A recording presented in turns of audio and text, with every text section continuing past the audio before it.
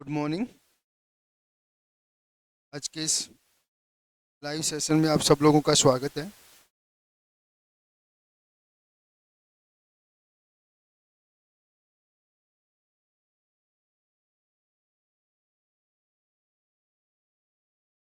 चलो स्टार्ट करते हैं आज की क्लास हम लोग।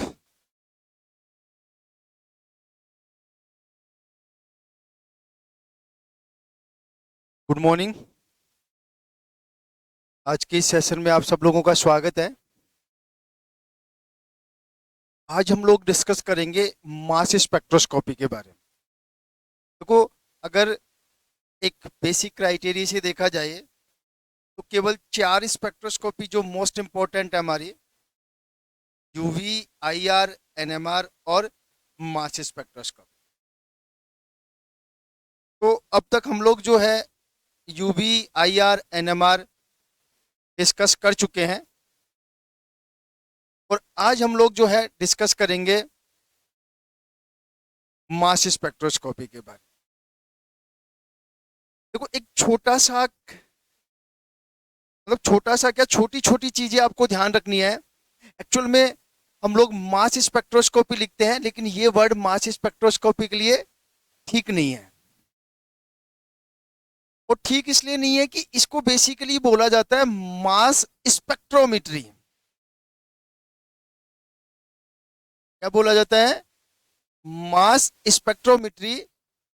और मास स्पेक्ट्रोस्कोपी इसलिए बोला, मास स्पेक्ट्रोमेट्री इसलिए बोला जाता है क्योंकि इसमें एक तरह से इलेक्ट्रोमैग्नेटिक रेडिएशंस यूज नहीं होती हैं, इसलिए इसको बेसिकली स्पेक्ट्रोमेट्री बोला जाता है। हम लोग लाइट का यूज नहीं करते हैं, इसलिए इसलिए इसमें हम लोग एक सिंपल टेक्निक है जिसमें हमें इलेक्ट्रोमैग्नेटिक रेडिएशंस के किसी भी पार्ट की आवश्यकता नहीं होती है, इसलिए इसे हम लोग सिंपल स्पेक्ट्रोस्कोपी ना बोल करके स्पेक्ट्रोमेट्री बोलते हैं। एक सिंपल लैब का प्रोसेस होता है, इसलिए ध्यान रखना। अब इन चीजों का कोई बहुत ज्यादा क्राइटेरिया नहीं है कि क्या बोलते हैं, क्यों बोलते हैं, ये कोई बिना वजह की चीजें हैं, ये इनका कोई इशू नहीं होता है।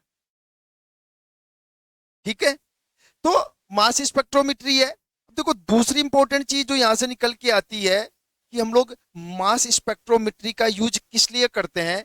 तो देखो, आपको नाम से ही पता चल रहा होगा, मास स्पेक्ट्रोमेट्री या मास स्पेक्ट्रोस्कोपी मीन्स हम लोग मोलिकुलर वेट डिटर्मिनेशन करते हैं। क्या करते हैं हम लोग? इसके थ्रू मोलिकुलर वेट डिटर्मिनेशन किया जाता है। मोलिकुलर वेट डिटर्मिनेशन, एक तो ये इंपॉर्टेंट, मतलब हम लोग ये कह सकते हैं कि मास स्पेक्ट्रोस्कोपी का यूज क्या है। और दूसरा, हम लोग इसके थ्रू एलिमेंटल एनालिसिस भी करते हैं।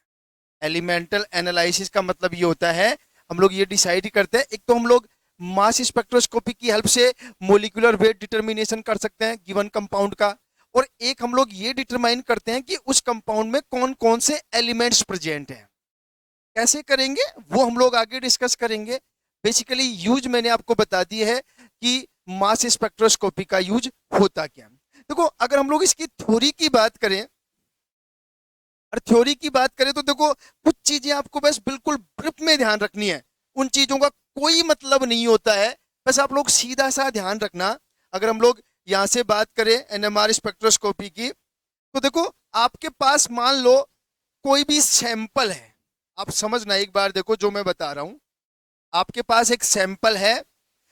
पहली कंडीशन, ये जो सैंपल है वो ऑलवेज गैसियस फेज में होगा या फिर वेपर फेज में होगा, ये दूसरी इंपॉर्टेंट चीज। और इस पूरी मास स्पेक्ट्रोस्कोपी का एक पूरा इंस्ट्रूमेंट होता है। उस इंस्ट्रूमेंट के बारे में हमें बहुत ज्यादा, कंपटीशन के हिसाब से बहुत ज्यादा कोई नीड नहीं है। तो उस इंस्ट्रूमेंट में एक जो होता है वो आयोनाइजेशन चेंबर होता है। क्या होता है? आयोनाइजेशन चेंबर होता है। ध्यान से समझ लेना एक बार, आयोनाइजेशन चेंबर होता है। और उस आयोनाइजेशन चेंबर में हम लोग जो है उस सैंपल को रख देते हैं। एक चीज और ध्यान रखना, ये जो सैंपल लिया जाता है at low pressure. Low pressure का मतलब ध्यान से समझना, यहाँ पे मैंने क्या बताया, गैसियस फेज या वेपर फेज में लेंगे तो गैस का हमेशा प्रेशर ही होता है। तो लो प्रेशर मीन्स हम लोग कम कंसंट्रेशन में लेंगे। लो प्रेशर का मतलब ये जो सैंपल लेंगे उसकी प्रेशर कम रखेंगे, मींस उसका अमाउंट कम लेंगे हम लोग, और इसको जो हमारा इंस्ट्रूमेंट है उसके आयोनाइजेशन चैम्बर में हम लोग उस सैंपल को रख देंगे। अब क्या होगा देखो ध्यान से समझना, इसके ऊपर हाई एनर्जेटिक इलेक्ट्रॉन्स का बम्बारमेंट करवाया जाता है। एनर्जेटिक इलेक्ट्रॉन्स, और एनर्जेटिक इलेक्ट्रॉन्स की जो बीम है उसकी एनर्जी लगभग होनी चाहिए 70 इलेक्ट्रॉन वोल्ट। ध्यान रख लेना, कितना इलेक्ट्रॉन वोल्ट होना चाहिए? लगभग 70 इलेक्ट्रॉन वोल्ट का जो एनर्जेटिक इलेक्ट्रॉन्स की बीम होती है उसकी बम्बारमेंट हम लोग इस पे करवाते हैं।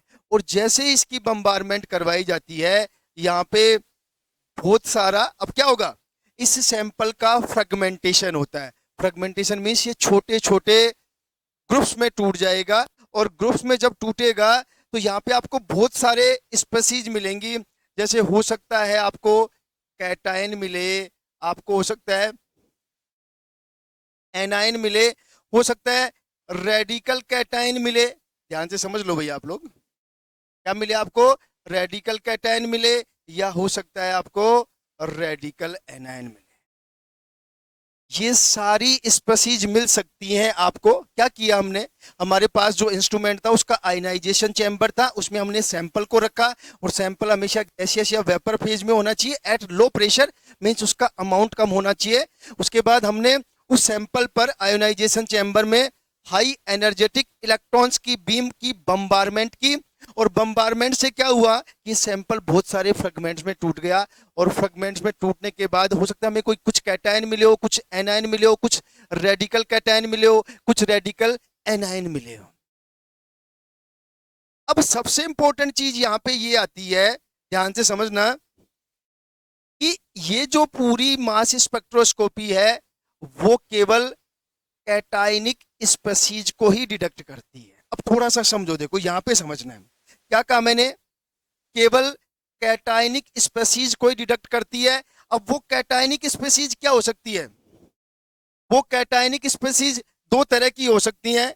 वो सिंपल कैटायन हो, ध्यान से समझ लो, वो सिंपल कैटायन हो, या फिर वो रेडिकल कैटायन हो। ध्यान रख लेना, सिंपल कैटायन हो या रेडिकल कैटायन हो, केवल उन्हीं स्पीसीज को, केवल इन्हीं स्पीसीज को डिटेक्ट करता है एनएमआर स्पेक्ट्रोमीटर। समझ में आ गई बात अच्छी तरह से, कि हमें बहुत सारी स्पीसीज मिली, वो कैटायंस भी हो सकती हैं, एनायंस भी हो सकती हैं, रेडिकल कैटायंस भी हो सकते हैं, रेडिकल एनायंस भी हो सकते हैं, लेकिन जो एनएमआर स्पेक्ट्रोमीटर है जिसमें हम लोग प्लॉट बनाएंगे आगे जा करके, वो केवल और केवल जो पॉजिटिव चार्ज स्पीसीज हैं उन्हीं को डिटेक्ट करता है, बाकी स्पीसीज को डिटेक्ट नहीं करता है। अब देखो दूसरी इंपॉर्टेंट चीज यहां पे क्या है, ये जो कैटायन और रेडिकल कैटायन का अब देखो बहुत सारी बुक्स में आपको क्या कंफ्यूजन मिलेगा, ध्यान से समझना, कि कुछ बुक्स में तो लिख रखा है कि कैटायन रेडिकल्स को डिटेक्ट करता है, और कुछ बुक्स में लिख रखा है रेडिकल कैटायंस को डिटेक्ट करता है। तो देखो आपको कंफ्यूज होने की जरूरत नहीं है, वो दोनों स्पीसीज को डिटेक्ट करता है। वो कैटायन भी हो सकता है और रेडिकल कैटायन भी हो सकता है। कैसे हो सकता है वो मैं आप लोगों को बता देता हूं, जस्ट 1 मिनट। शायद हम करना बंद कर दिया उसने, जस्ट 1 मिनट।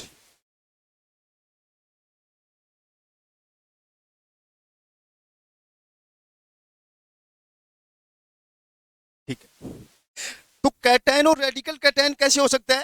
देखो छोटी छोटी चीजें पे बहुत ज्यादा आपको ध्यान देने की जरूरत नहीं है, लेकिन मैं बता देता हूं। देखो आप लोग सोच के देखो कि अगर कोई भी आपके पास सैंपल है, अगर आपके पास कोई भी सैंपल है, और सैंपल का अगर हम लोग फ्रेगमेंटेशन करवा रहे हैं, तो देखो मान लो आर है, यहाँ पे आर और आर है मान लो, ठीक है, आर और आर है, तो जब हम लोग इस पे इलेक्ट्रॉन्स की बीम डालेंगे तो सबसे इंपॉर्टेंट चीज, यहां से एक इलेक्ट्रॉन का एलिमिनेशन भी होता है। ये सबसे इंपॉर्टेंट चीज, देखो मैंने क्या बताया आपको, यहाँ पे मैंने क्या कहा, सैंपल से फ्रेगमेंटेशन होता है, लेकिन फ्रेगमेंटेशन के दौरान यहाँ पे इलेक्ट्रॉन्स का एलिमिनेशन भी होता है, इलेक्ट्रॉन्स का एलिमिनेशन भी होता है, मीन्स यहाँ पे इलेक्ट्रॉन्स भी निकलते हैं, ध्यान रखना। ठीक है। अब देखो, अगर ये पूरा का पूरा मॉलिक्यूलर इसमें से एक इलेक्ट्रॉन निकल जाए, मान लो ऐसी कंडीशन आ जाए कोई एक इलेक्ट्रॉन, तो ये फ्री रेडिकल कैटायन बनेगा, क्योंकि कोई भी पेयर में से या कोई भी इलेक्ट्रॉनिक पेयर है उसमें से एक इलेक्ट्रॉन जाएगा तो एक इलेक्ट्रॉन बचेगा, तो ये हमेशा इस कंडीशन में रेडिकल कैटायन बन जाएगा। और अगर इस टाइप से यहां से बॉन्ड ब्रेक हो जाए, हो सकता है उस कंडीशन में कैटायन बन जाए। तो मैं आपको आगे बता दूंगा जब हम लोग पढ़ेंगे मेथड ऑफ फ्रेगमेंटेशन। तो आप कभी कंफ्यूज मत होना कि सर रेडिकल कैटायन को डिटेक्ट करेगा या कैटायन को डिटेक्ट करेगा, रेडिकल कैटायन बनेगा या फिर कैटायन बनेगा, दोनों बनते हैं। आप कभी कंफ्यूज मत होना, कब कौन सा बनेगा वो मैं आप लोगों को जब हम लोग बात करेंगे मेथड ऑफ फ्रेगमेंटेशन की, तब मैं आप लोगों को बता दूंगा। तो ये सबसे इंपॉर्टेंट क्राइटेरिया था। तो इलेक्ट्रॉन की बम्बारमेंट होगी और इलेक्ट्रॉन्स ही निकलेंगे, साथ में फ्रेगमेंटेशन होगा नो डाउट, लेकिन इलेक्ट्रॉन्स भी रिलीज होंगे। तो ये एक सिंपल प्रोसेस है इसकी, जो हमारा एनएमआर स्पेक्ट्रम होता है उसकी। अब देखो एक चीज और ध्यान रखना कि मान लो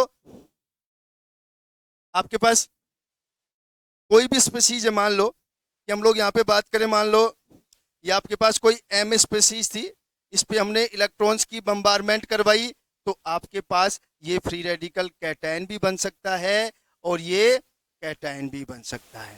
लेकिन एक चीज ध्यान रखना, अगर केवल और केवल, मैं आगे बताऊंगा, एक वर्ड हम लोग पढ़ेंगे मोलिकुलर आयन पीक।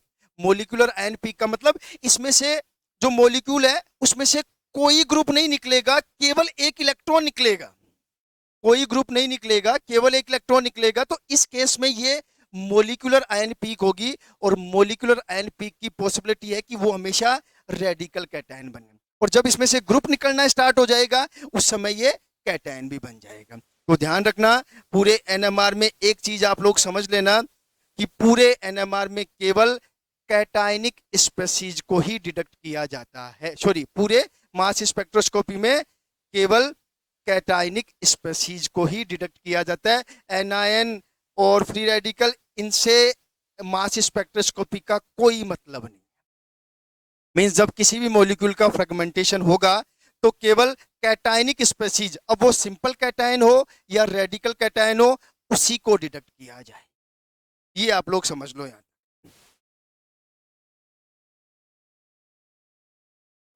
अब देखो आगे चलते हैं, आगे की क्या कहानी है। देखो अब देखो फ्रेगमेंटेशन हो गया, और फ्रेगमेंटेशन होने के बाद क्या होगा, मान लो एक सिंपल हम लोग हमारी बात पे आ जाते हैं। सपोज हमारे पास कैटायन या रेडिकल कैटायन बन गए, रेडिकल कैटायन बन गए, और इस कैटायन या रेडिकल कैटायन की अगर हम लोग बात कर रहे हैं तो प्रत्येक कैटायन या रेडिकल कैटायन का एक fix m by E value होती है। m बाई ई को बोलते हैं mass upon charge value. m by v means mass upon charge value. और मैक्सिमम कैटायंस पे जो E होता है ना, जो मतलब चार्ज होता है, वो हमेशा एक होता है। इसका मतलब हम लोग कह सकते हैं कि प्रत्येक कैटायन के लिए जो m बाई ई की वैल्यू होगी वो उसी का मास हो जाएगा। मतलब क्या हुआ, मैंने क्या कहा कि कोई भी कैटायन या रेडिकल कैटायन है उसकी एक fix m by E value होगी। क्या वैल्यू होगी उसकी? m बाई ई वैल्यू होगी। मास अपॉन चार्ज रेशियो होगा, m बराबर मास और E बराबर चार्ज। तो मैक्सिमम जो कैटायन है उन पे एक ही पॉजिटिव चार्ज होता है, मींस E बराबर एक, तो m बाई ई बराबर क्या रह जाएगा? m। मीन्स हम लोग ये कह सकते हैं, ध्यान रख लेना, कि जो उसका मास नंबर होगा, उस कैटायन या रेडिकल कैटायन का जो मास नंबर होगा वही उसका m बाई ई वैल्यू हो जाए। ठीक है, अच्छी तरह से समझ लो। अब देखो इसके बाद क्या होता है, इसके बाद क्या करते हैं एनएमआर में, सॉरी मास में। उसके बाद देखो एक ग्राफ बनाया जाता है, और ग्राफ में देखो यहाँ तो ली जाती है m बाई ई वैल्यू। कौन सी वैल्यू लेते हैं हम लोग? m by E value. और यहाँ पे ली जाती है इंटेंसिटी। क्या ली जाती है? इंटेंसिटी। और कुछ बुक्स में इसको बोलते हैं relative abundance. Relative abundance, relative abundance का मतलब है कि जो कैटायन जितना ज्यादा स्टेबल होगा या जितनी ज्यादा मात्रा में एग्जिस्ट करेगा, मन ज्यादा मात्रा तो नहीं कहेंगे यहाँ पे, सिंपल कहेंगे कि जो कैटायन या रेडिकल कैटायन जितना ज्यादा स्टेबल होगा उसकी अबंडेंस ज्यादा होगी, और उसकी अबंडेंस ज्यादा होगी तो उसकी जो ग्राफ आएगा, पीक आएगा, उसकी इंटेंसिटी ज्यादा होगी। अब देखो, जब एम बाई ई और रिलेटिव अबंडेंस में ग्राफ बनाएंगे तो इस तरह का एक हमें एनएमआर स्पेक्ट्रम मिलता है। इस तरह का हमें एक एनएमआर स्पेक्ट्रम मिलता है, और इसी के थ्रू हम लोग इस एनएमआर इस मास स्पेक्ट्रम की हेल्प से ही हम लोग किसी कंपाउंड का मोलिकुलर वेट डिटरमाइन करते हैं। क्या करते हैं हम लोग? मोलिकुलर वेट डिटरमाइन करते हैं। देखो, ये सिंपल प्रोसेस मैंने बता दी कि मास स्पेक्ट्रम में होता क्या है, कैसे हम लोग एक प्रोसेस है हमारी, और कैसे हम लोग उसका ग्राफ बनाते हैं। ग्राफ किस किस के बीच में बनता है, और वो ग्राफ जो बनता है वो किस चीज को रिप्रेजेंट करता है, वो किस चीज को रिप्रेजेंट करता है। ठीक है, तो ये एक सिंपल प्रोसेस, इसका कोई बहुत ज्यादा यूटिलाइजेशन नहीं है, यहां से ऐसा कुछ नहीं है कि कोई कुछ पूछने वाला है, नहीं, बस एक सिंपल बता दिया है कि हम लोग करने वाले क्या है इस पूरी मास स्पेक्ट्रोस्कोपी में। ठीक है, अब आगे चलते हैं। देखो, आगे की कहानी क्या है, एक एग्जाम्पल लेते हैं जो मैंने आपको बताया उसको समझने के लिए।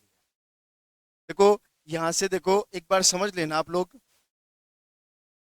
ये मान लो आपका नियोपेंटेन है, एक कंपाउंड है आपका। अब हमने क्या किया, इस कंपाउंड को, कहानी वही है, उसको मान लो आयनाइजेशन चैम्बर में रख दिया है, फिर इस पे एनर्जेटिक इलेक्ट्रॉन बीम की बम्बारमेंट करवाई। उनकी एनर्जी कितनी है, वो एनर्जी जो चाहिए हमें वो लगभग कितनी होनी चाहिए, 70 इलेक्ट्रॉन वोल्ट। कितनी होनी चाहिए वो, 70 इलेक्ट्रॉन वोल्ट। तो यहाँ पे हम लोग 70 इलेक्ट्रॉन वोल्ट एनर्जी वाले इलेक्ट्रॉन की बम्बारमेंट करवाएंगे, और जब इलेक्ट्रॉन की बम्बारमेंट करवाएंगे तो आपको पता है इसका फ्रेगमेंटेशन होगा। फ्रेगमेंटेशन के लिए सबसे पहले देखो, इसमें से एक इलेक्ट्रॉन निकलेगा, और जब इसमें से इलेक्ट्रॉन निकलेगा तो हम लोग इसको क्या लिखेंगे, देखो C5H12 है, C5H12 है, एक सिंगल इलेक्ट्रॉन, और यहाँ पे हमारा पॉजिटिव चार्ज। जस्ट 1 मिनट, यहाँ पे हमारा सिंगल इलेक्ट्रॉन और यहाँ पे हमारा पॉजिटिव चार्ज।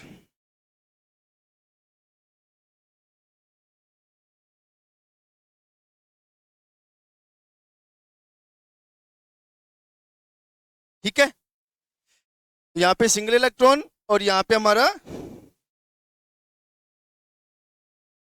Positive charge.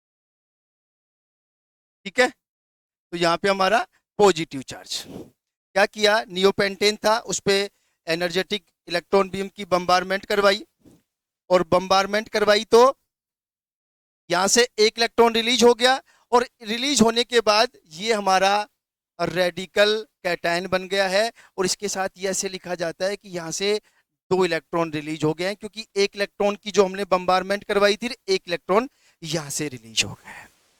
ठीक है, तो इस तरह से अब इसका हम लोग प्लॉट बनाएंगे, स्पेक्ट्रम बनाएंगे, और स्पेक्ट्रम में आपको सबको पता है क्या बनेगा।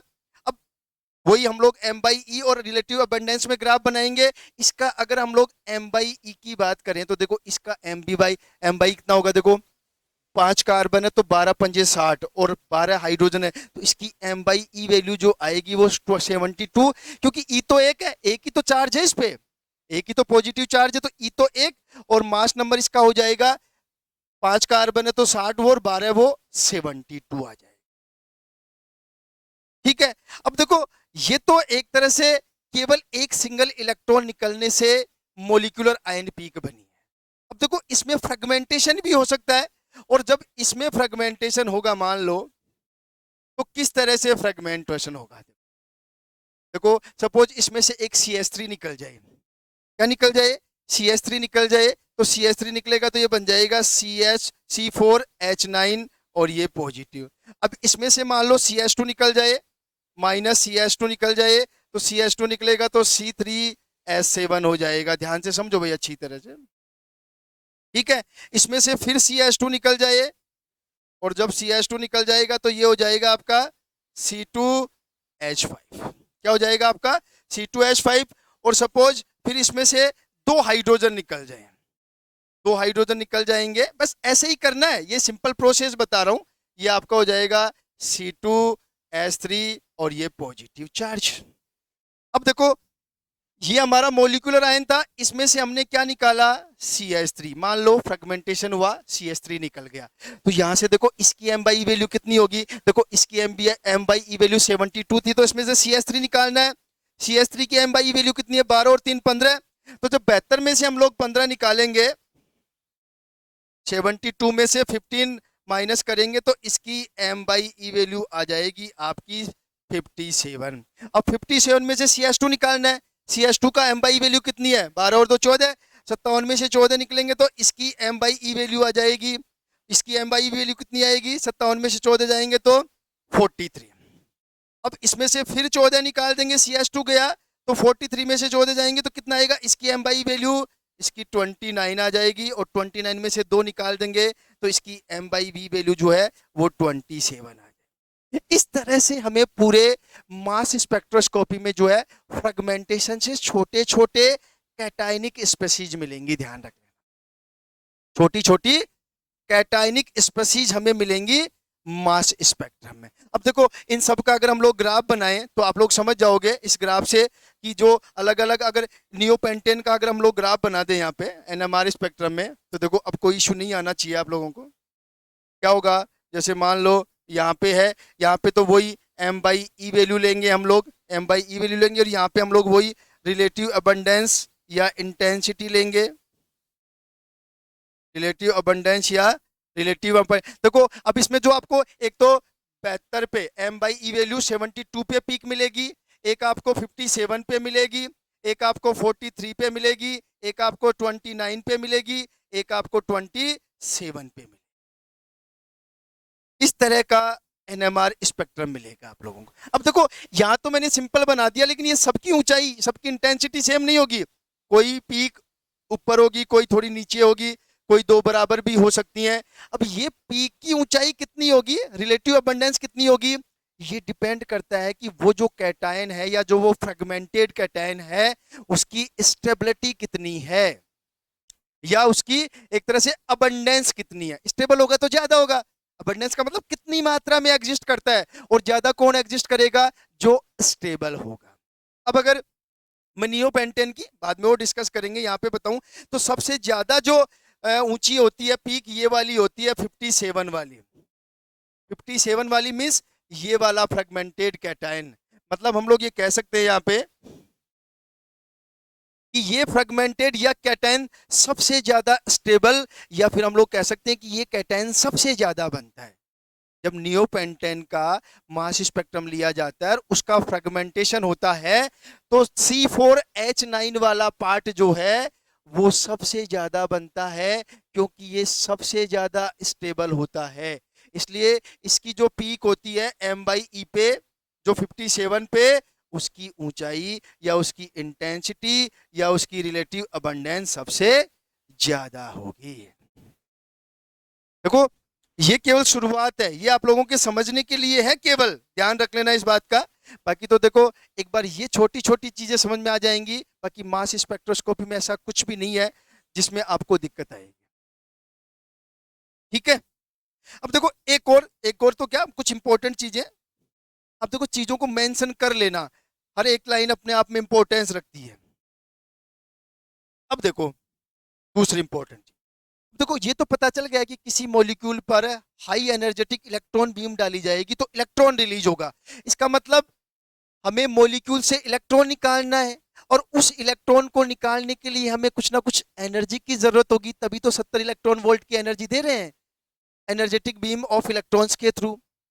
लेकिन एक्चुअल में क्या होता है पूरी मास स्पेक्ट्रोस्कोपी में, कि जो आयोनाइजेशन एनर्जी है, मींस जो मॉलिक्यूल से जो इलेक्ट्रॉन हमें निकालना है उसके लिए हमें आयोनाइजेशन एनर्जी की जरूरत होगी, और ये आयोनाइजेशन एनर्जी तो केवल 10 से 15 इलेक्ट्रॉन वोल्ट ही होती है। ये जो आयोनाइजेशन एनर्जी होती है वो केवल 10 से 15 इलेक्ट्रॉन वोल्ट होती है, जबकि हम लोग एनर्जी दे रहे हैं 70 इलेक्ट्रॉन वोल्ट की। तो फिर इतनी एनर्जी देने की कहां जरूरत आ रही है? जब आयोनाइजेशन एनर्जी या इलेक्ट्रॉन केवल 15 इलेक्ट्रॉन वोल्ट से निकल सकता है, तो बाकी की 55 इलेक्ट्रॉन वोल्ट एनर्जी क्यों दे रहे हैं? तो ध्यान रखना, आयोनाइजेशन एनर्जी तो 10 से 15 इलेक्ट्रॉन वोल्ट ही है, लेकिन उसके बाद उस मॉलिक्यूल का फ्रेगमेंटेशन और होगा, और फ्रेगमेंटेशन में भी एनर्जी की जरूरत पड़ेगी। इसलिए आयोनाइजेशन एनर्जी तो 10 से 15 इलेक्ट्रॉन वोल्ट है, लेकिन 70 इलेक्ट्रॉन वोल्ट एनर्जी इसलिए देते हैं क्योंकि हमें कुछ बॉन्ड्स का फ्रेगमेंटेशन भी करवाना होता है। तो जो 15 इलेक्ट्रॉन वोल्ट से ज्यादा एनर्जी होती है, मान लो 50-55 इलेक्ट्रॉन वोल्ट, वो एनर्जी यूज होती है फ्रेगमेंटेशन में, मींस बॉन्ड ब्रेकिंग में। तो ध्यान रखना, आयोनाइजेशन एनर्जी तो 10 से 15 इलेक्ट्रॉन वोल्ट ही है, आयोनाइजेशन एनर्जी तो 10 से 15 इलेक्ट्रॉन वोल्ट ही है, लेकिन जो एडिशनल एनर्जी है वो यूज होती है फ्रेगमेंटेशन। पहली चीज क्लियर हो गई। आगे चलते हैं, आगे क्या है देखो। अब देखो दूसरी इंपॉर्टेंट चीज ये कि ये तो कहानी समझ में आ गई कि इलेक्ट्रॉन निकलेगा। अब लेकिन organic molecules, basically mass spectroscopy organic molecules की कहानी है। अब आपको पता है कि ऑर्गेनिक मॉलिक्यूल्स में कई तरह के इलेक्ट्रॉन होते हैं, नॉन बॉन्डिंग इलेक्ट्रॉन्स भी हो सकते हैं, पाई बॉन्डिंग इलेक्ट्रॉन्स भी हो सकते हैं, सिग्मा इलेक्ट्रॉन्स भी हो सकते हैं, होते ही है। तो अब हमें यह भी पता होना चाहिए कि जब हम लोग किसी मॉलिक्यूल पर हाई एनर्जेटिक इलेक्ट्रॉन बीम डालेंगे और उसमें मान लो नॉन बॉन्डिंग इलेक्ट्रॉन भी है, पाई इलेक्ट्रॉन भी है, सिग्मा बॉन्ड भी है, तो कौन से इलेक्ट्रॉन सबसे पहले निकलेंगे? ऐसा तो है नहीं कि मन में आए जो इलेक्ट्रॉन निकल जाएगा, ऐसा नहीं है। एक सिस्टमेटिक अप्रोच होती है कि पहले कौन सा इलेक्ट्रॉन निकलेगा, उसके बाद कौन सा इलेक्ट्रॉन निकलेगा, उसके बाद कौन सा इलेक्ट्रॉन निकलेगा। ठीक है, मीन्स हम लोग ये कह सकते हैं कि जो बॉन्ड जितना वीक होगा वो इजीली इलेक्ट्रॉन दे देगा, या फिर हम लोग ये कह सकते हैं कि जिसकी आयोनाइजेशन एनर्जी सबसे कम होगी वो इलेक्ट्रॉन पहले लिखेगा। तो ध्यान रखना, अगर आपके पास किसी मॉलिक्यूल्स में सब टाइप के इलेक्ट्रॉन्स हैं, तो सबसे पहले जो इलेक्ट्रॉन निकलेगा वो निकलते हैं नॉन बॉन्डिंग इलेक्ट्रॉन्स। सबसे पहले नॉन बॉन्डिंग इलेक्ट्रॉन्स निकलेंगे, नॉन बॉन्डिंग इलेक्ट्रॉन्स के बाद निकलेंगे आपके डिलोकेलाइज्ड, डिलोकेलाइज्ड इलेक्ट्रॉन्स मींस जो रेजोनेंस में पार्टिसिपेट कर रहे हो। डिलोकेलाइज्ड इलेक्ट्रॉन के बाद निकलेंगे आपके conjugated pi bonding electrons, delocalized pi electrons, ये वर्ड जरूर ध्यान रखना। Non bonding electrons, delocalized pi electrons, delocalized pi electrons के बाद में conjugated pi electrons, conjugated pi electrons, इसके बाद में निकलेंगे लोकेलाइज्ड पाई इलेक्ट्रॉन्स, ध्यान रख लेना, लोकेलाइज्ड पाई इलेक्ट्रॉन्स। उसके बाद निकलेंगे सिग्मा इलेक्ट्रॉन, और कौन से बॉन्ड के? कार्बन कार्बन बॉन्ड के सिग्मा इलेक्ट्रॉन्स। और उसके सबसे लास्ट में निकलेंगे CH बॉन्ड का सिग्मा इलेक्ट्रॉन। मींस अगर हम लोग, हमारे पास कोई मॉलिक्यूलर उसमें सब टाइप के इलेक्ट्रॉन्स हैं, तो सबसे पहले जब इलेक्ट्रॉनिक बीम की बम्बारमेंट की जाएगी तो सबसे पहले इलेक्ट्रॉन निकलने की पॉसिबिलिटी है कि नॉन बॉन्डिंग इलेक्ट्रॉन निकलेगा। अगर नॉन बॉन्डिंग नहीं है तो फिर उसमें से कौन निकलेगा? जो डिलोकेलाइज्ड पाई इलेक्ट्रॉन है। अगर डिलोकेलाइज्ड भी नहीं है तो कॉन्जुगेटेड पाई इलेक्ट्रॉन्स निकलेंगे। अगर कॉन्जुगेटेड पाई इलेक्ट्रॉन्स भी नहीं है तो फिर लोकेलाइज्ड पाई इलेक्ट्रॉन निकलेंगे। अगर लोकेलाइज्ड पाई इलेक्ट्रॉन भी नहीं है तो फिर कार्बन कार्बन सिग्मा बॉन्ड के इलेक्ट्रॉन्स निकलेंगे। और अगर कार्बन कार्बन सिग्मा बॉन्ड भी नहीं है तो फिर लास्ट में कार्बन हाइड्रोजन सिग्मा बॉन्ड के इलेक्ट्रॉन्स निकलेंगे। ये ऑर्डर है इलेक्ट्रॉन निकलने की नेचर का, कि सबसे इजीली कौन से इलेक्ट्रॉन निकलेंगे मास स्पेक्ट्रोस्कोपी में। अगर अब आपको ये पूछ ले कि order of ionisation energy, order of ionisation energy. तो ध्यान रखना, इस ऑर्डर को आप जस्ट रिवर्स कर देना, इस ऑर्डर को, क्योंकि देखो जिसकी आयोनाइजेशन एनर्जी सबसे ज्यादा होगी वो सबसे बाद में निकलेगा। जिस इलेक्ट्रॉन की आयोनाइजेशन एनर्जी सबसे ज्यादा होगी वो इलेक्ट्रॉन सबके लास्ट में रिलीज होगा। इसलिए ध्यान रखना, सबसे लास्ट में कौन निकल रहा है, सी एच बॉन्ड का सिग्मा इलेक्ट्रॉन या C H bond sigma bond के इलेक्ट्रॉन्स। इसलिए इस सी एच सिग्मा बॉन्ड के इलेक्ट्रॉन्स की आयोनाइजेशन एनर्जी सबसे ज्यादा होगी। ये आपका दूसरा कंसेप्ट कंप्लीट हो गया है। देखो एक एक चीज को आप लेके चलना, आप लोग सोचो कि मैं एक बार में सब कुछ पढ़ लूं और एक बार में ही समझ में आ जाए, ये पॉसिबल नहीं है। जिस तरीके से मैं एक एक लाइन को, एक एक कंसेप्ट को लेके चल रहा हूं, उसी के अकॉर्डिंग आप लोगों को प्रोसीड करना है। तो एनएमआर क्या है, कैसे स्पेक्ट्रम लेते हैं, सॉरी मास क्या है, कैसे स्पेक्ट्रम लेते हैं, क्लियर। अब जब मास में, मास स्पेक्ट्रोस्कोपी में इलेक्ट्रॉन निकल रहा है, वो इलेक्ट्रॉन कहां से निकलेगा इजीली, बहुत सारी पॉसिबिलिटीज है। तो कौन सा इलेक्ट्रॉन पहले रिलीज होगा, ये आपका सेकंड कंसेप्ट है। आगे चलते हैं। अब आगे की क्या कहानी है, देखो थोड़ा सा समझना आप लोग। देखो आगे की क्या कहानी है, थोड़ी सी आगे की कहानी ये है कि अब हम लोग किसी स्पेक्ट्रम को एक्सप्लेन करने की प्रोसेस पे जाएंगे। किसी स्पेक्ट्रम को एक्सप्लेन करेंगे। देखो स्पेक्ट्रम को एक्सप्लेन करने के लिए देखो कुछ चीजें मैंने आपको पहले ही बता दी हैं, और कुछ चीजों में देखो आपको पता ही है कि मान लो ये कोई स्पेक्ट्रम है आपका, मान लो ये स्पेक्ट्रम है आपका, कोई भी एनएमआर है, सॉरी एनएमएम का नाम बहुत आ रहा है, कोई मान लो मास स्पेक्ट्रम है, ठीक है। और मास स्पेक्ट्रम है तो यहाँ पे तो आपका वही रिलेटिव अबंडेंस है। अब आप समझ लो, देखो एक एक लाइन आप लोगों को पता होनी चाहिए, रिलेटिव अबंडेंस पता होना चाहिए, और यहाँ पे हम लोग m बाई ई की वैल्यू लेते हैं। देखो आपको मैंने पहले बता दिया कि यहाँ पे बहुत सारी स्पेक्ट्रम लाइन आपको मिलती हैं, जिनकी लंबाई या जिनकी हम लोग कह सकते हैं कि इंटेंसिटी अलग अलग होती है। ये जो एनएमआर, सॉरी जो मास स्पेक्ट्रम में जो लाइनें मिलती हैं आपको स्पेक्ट्रम में, उन सबकी इंटेंसिटी या रिलेटिव अबंडेंस, या हम लोग कह सकते हैं जनरली कि इनकी जो ऊंचाई है वो अलग अलग है। अब देखो इनमें बहुत टाइप की पीक होती हैं। जब हम लोग मास स्पेक्ट्रम लेते हैं तो उसमें कई तरह की पीक्स आती हैं उस स्पेक्ट्रम में। उन पीक्स को हम लोग कैसे एक्सप्लेन करते हैं, किस किस टाइप की पीक्स उसमें आती हैं, इस रेशियो में, मतलब एक तरह से ध्यान रखना ये सारी पीक्स एक रेशियो में है। ये सारी पीक्स जो है वो एक तरह से रेशियो में है। तो जितने भी फ्रेगमेंट हमें मिलेंगे, या जितने भी फ्री रेडिकल कैटायन या कैटायन हमें मिलेंगे, उनका जब हम लोग मास स्पेक्ट्रम लेंगे तो जो इंटेंसिटी या जो रिलेटिव अबंडेंस है या इन पीक्स की जो ऊंचाई होगी, उनका रेशियो क्या होगा, और उन रेशियो के बेसिस पे कोई कम ऊंचाई की, कोई ज्यादा ऊंचाई की, किसी की इंटेंसिटी ज्यादा, किसी की कम, इसके बेसिस पर उन पीक्स को कैसे एक्सप्लेन करते हैं। तो ध्यान रखना, इस पूरे स्पेक्ट्रम में कई तरह की पीक हमें मिलती हैं, और कई तरह की पीक मिलती हैं। तो ध्यान रखना, अब समझ लेना आप लोग। देखो एक तो सबसे पहले इन पीक्स में से हम लोग पढ़ते हैं एम प्लस पीक, ध्यान रख लेना, या फिर पेरेंटल पीक,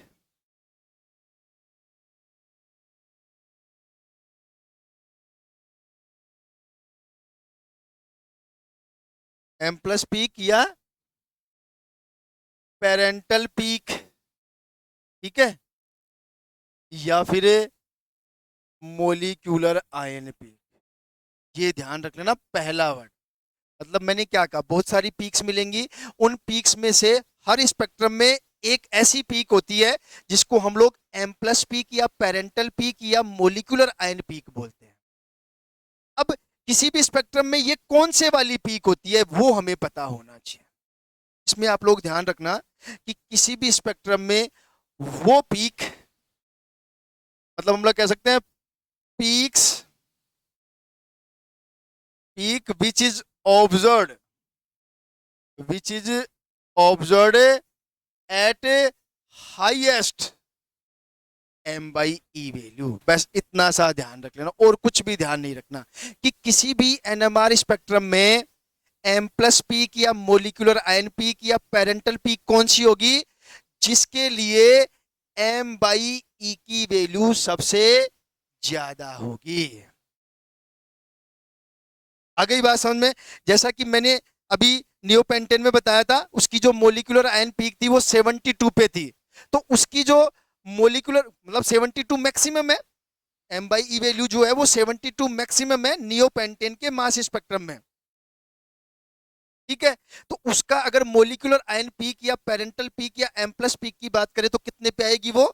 72 पे आएगी। तो ध्यान रख लेना, जिस मतलब इस अगर इस स्पेक्ट्रम की बात करें तो इस पीक के लिए, इस वाली पीक के लिए एम बाई ई वैल्यू सबसे ज्यादा है, और ई बाई तो ये वाली जो पीक होगी वो एम प्लस पीक या पेरेंटल पीक या मोलिकुलर आयन पीक होगी।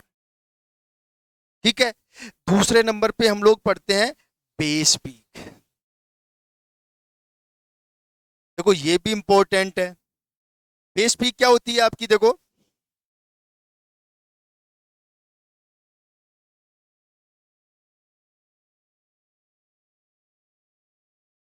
देखो ध्यान से समझना, बेस पीक क्या है? किसी भी स्पेक्ट्रम में, मास स्पेक्ट्रम में जिस पीक की ऊंचाई सबसे ज्यादा होती है, मीन्स हम लोग कह सकते हैं कि कोई भी पीक जिसकी इंटेंसिटी हाईएस्ट होती है, हाईएस्ट इंटेंसिटी। देखो अब ध्यान समझना, हाईएस्ट इंटेंसिटी भी बोल सकते हैं और हाईएस्ट रिलेटिव अबंडेंस भी बोलते हैं। और ध्यान रखना, जिस बेस पीक को या जो बेस पीक होती है उसकी रिलेटिव अबंडेंस 100% मानी जाती है। ध्यान रख लेना, जो बेस पीक है उसकी रिलेटिव अबंडेंस 100% मानी जाती है, और पीक्स की जो रिलेटिव अबंडेंस है वो इसी के रेफरेंस में डिसाइड की जाती है।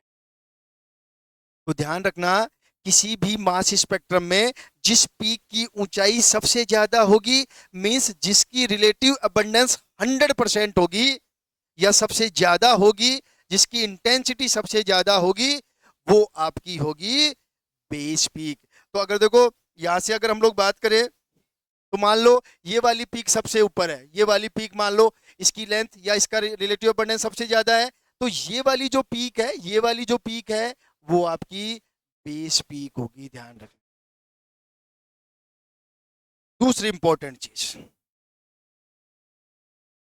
ठीक है, तो दूसरी जो जो बेस पीक है और इसके अलावा जो पीक्स है उनका जो रिलेटिव अबंडेंस है वो बेस पीक के रिलेटिव अबंडेंस के कंपैरिजन में ही डिसाइड किया जाए। एक मोस्ट इंपॉर्टेंट चीज और ध्यान रखना कि आपकी जो एम प्लस पीक है वो बेस पीक भी हो सकती है, क्योंकि हो सकता है एम बाई ई जो जो हमारी मोलिकुलर आयन पीक है उसकी इंटेंसिटी या रिलेटिव अबंडेंस सबसे ज्यादा हो जाए, तो उस केस में आपकी जो मोलिकुलर आयन पीक है या एम प्लस पीक है या पेरेंटल पीक है वो बेस पीक का भी काम करेगी। ये ध्यान रखना है।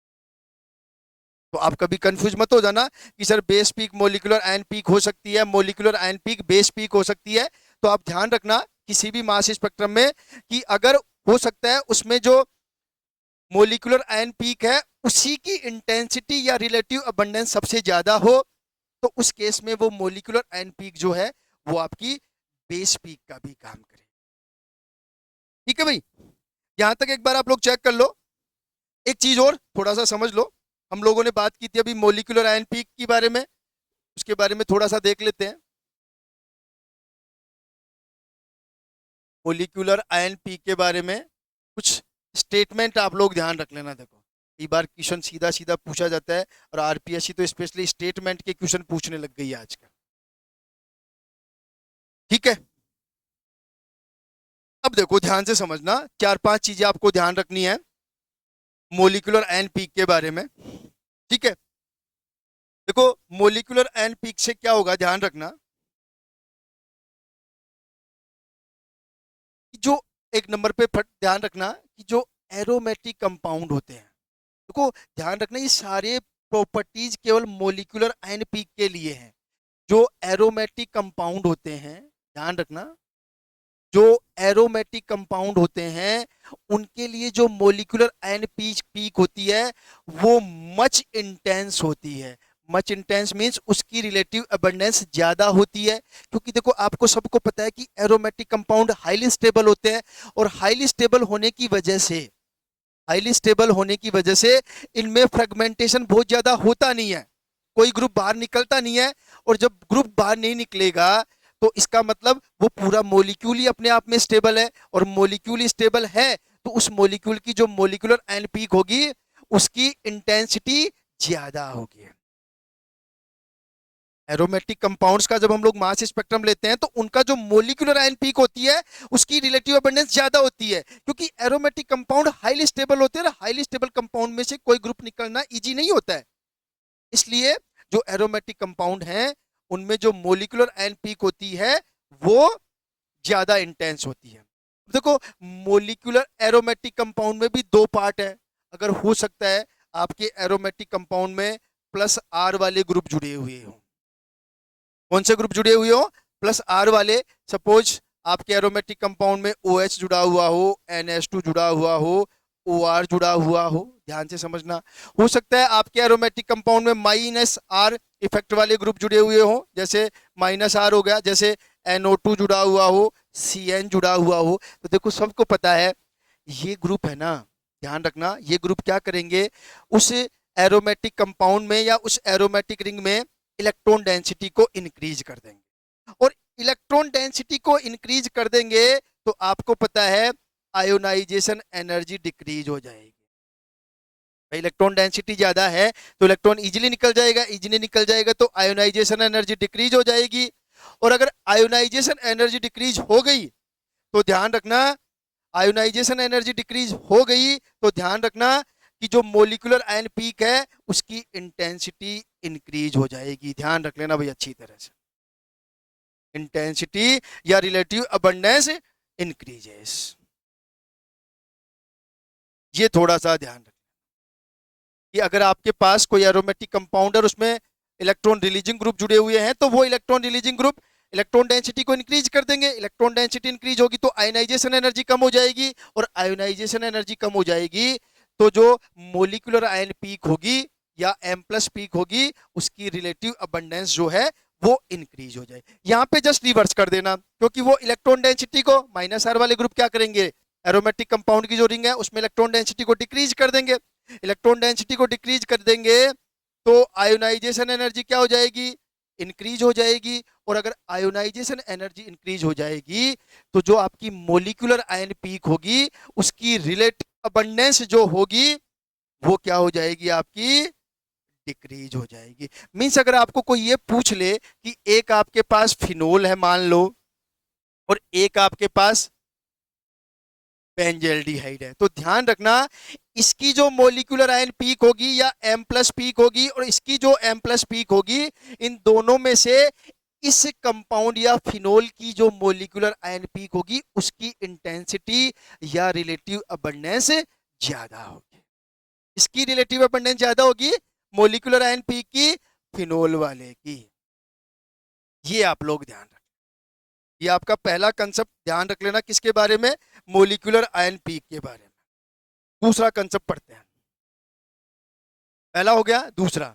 अब आपके पास अगर दो तरह के पोलीन्स हैं, अगर आपके पास दो तरह के पोलीन्स हैं, एक तो कॉन्जुगेटेड पोलीन्स, ध्यान रख लेना, एक तो पोलीइंस और एक हमारे नॉन कॉन्जुगेटेड, दोनों का मोलिकुलर फॉर्मूला सेम ही होना चाहिए। देखो कंपैरिजन की बात ये है कि कोई भी पोलीन है लेकिन ये कॉन्जुगेटेड पोलीन है और ये नॉन कॉन्जुगेटेड पोलीन है, मोलिकुलर फॉर्मूला सेम है, means number of double bond भी सेम है। तो इस केस में ध्यान रखना जो आपकी कॉन्जुगेटेड पोलीन है उसकी जो मोलिकुलर आयन पीक होगी उसकी रिलेटिव अबंडेंस ज्यादा होती है, क्योंकि आपको पता है कॉन्जुगेटेड पोलीन्स ज्यादा स्टेबल होते हैं। ठीक है, तीसरे नंबर पे आपको क्या ध्यान रखना है, अगर तीसरे नंबर पे अगर हम लोग बात करें तो आपके पास दो तरह के कंपाउंड, मान लो एक सैचुरेटेड कंपाउंड है एक अनसैचुरेटेड कंपाउंड। तो ध्यान रखना जो आपका अनसैचुरेटेड कंपाउंड है, क्या ध्यान रखना है, जो आपके अनसैचुरेटेड कंपाउंड्स हैं उनकी जो मोलिकुलर आयन पीक होती है उसकी रिलेटिव अबंडेंस सैचुरेटेड कंपाउंड से ज्यादा होती है। ध्यान रख लेना, सैचुरेटेड और साइक्लिक कंपाउंड्स। अच्छी तरह से समझ लो। ये तीसरा पॉइंट है कि अगर आपके पास अनसैचुरेटेड कंपाउंड है, उसका मास स्पेक्ट्रम लिया, एक सैचुरेटेड है, तो अनसैचुरेटेड की जो मोलिकुलर आयन पीक है उसकी इंटेंसिटी ज्यादा होगी। ये बात केवल हम लोग मोलिकुलर आयन पीक के लिए कर रहे हैं, ये भी आप लोग ध्यान रख लेना। ठीक है। उसके बाद अगर हम लोग बात करें नंबर 4 पे, आपके पास कोई हाइड्रोकार्बन है सेम मोलिकुलर मास का, तो देखो कोई हाइड्रोकार्बन है जिसका मतलब कोई सिंपल हाइड्रोकार्बन है, उसमें दो तरह के कंपाउंड हो सकते हैं। एक तो होगा अनब्रांच्ड हाइड्रोकार्बन, अनब्रांच्ड, और वो हो सकता है ब्रांच्ड। ठीक है। तो मोलिकुलर वेट सेम है, मास नंबर सेम है। उस केस में ध्यान रखना कि जो अनब्रांच्ड आपका कंपाउंड होगा या अनब्रांच्ड हाइड्रोकार्बन होगा, उसकी जो मोलिकुलर आयन पीक होगी उसकी रिलेटिव अबंडेंस ज्यादा होगी, और जो ब्रांच्ड होगी उसकी रिलेटिव अबंडेंस कम होगी। जैसे अगर हम लोग बात करें एक तो एन पेंटेन की, इसकी बात करें एक एन पेंटेन की और एक नियोपेंटेन की, इसकी बात करें नियोपेंटेन की, एन पेंटेन आपका ये वाला हो गया है, ये एन पेंटेन हो गया है, और ये आपका नियोपेंटेन हो गया है। ध्यान रखें। तो देखो दोनों की मोलिकुलर आयन पीक के लिए जो m बाई ई वैल्यू है वो सेम है, लेकिन ध्यान रखना इसके लिए जो m प्लस पीक या मोलिकुलर आयन पीक होगी उसकी जो रिलेटिव अबंडेंस है वो ज्यादा होगी एज कंपेयर टू नियोपेंटेन। ये ध्यान रख लेना। अगर आपको कोई ये पूछ ले कि एन पेंटेन और नियोपेंटेन में जो मोलिकुलर आयन पीक होगी उनमें से रिलेटिव अबंडेंस किसकी ज्यादा होगी, तो आपको करके आना एन पेंटेन, क्योंकि जो एन अनब्रांच्ड हाइड्रोकार्बन होते हैं उनके मोलिकुलर आयन पीक की जो रिलेटिव अबंडेंस है वो ज्यादा होती है। ठीक है। एक चीज और ध्यान रख लेना आप लोग कि बहुत बार हमारे पास ऐसे कंपाउंड होते हैं जिनमें मोलिकुलर आयन पीक मिलती ही नहीं है। ध्यान रख लेना। कई बार क्या होता है कि कुछ कंपाउंड्स का जब हम लोग मास स्पेक्ट्रम लेते हैं तो ये कहानी आती है सर उनमें तो मोलिकुलर आयन पीक या एम प्लस पीक बनती नहीं है।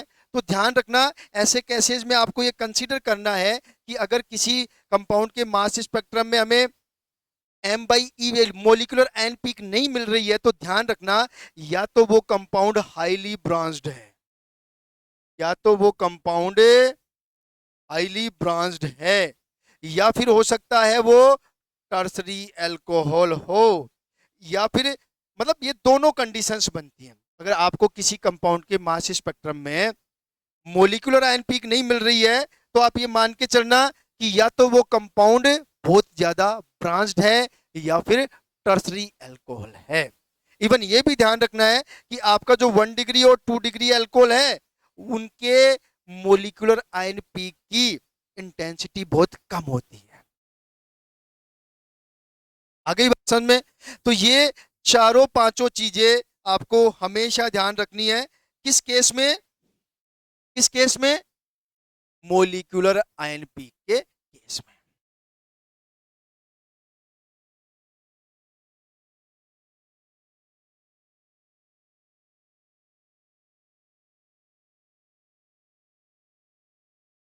तो ये सब चीजें मैंने इसलिए बताई आप लोगों को क्योंकि ये आरपीएससी है, और नेट में तो खैर है ही, बाकी आरपीएससी में भी ये सारी चीजें आजकल देखो टोटल स्टेटमेंट के क्वेश्चन पूछ रहा है, और ये कुछ भी आ सकता है स्टेटमेंट में। ध्यान रख लेना आप लोग। फिर ये मत कहना सर मैंने सारा मास पढ़ा था और ये चीजें नहीं पढ़ी थी, ये मेरा रह गया।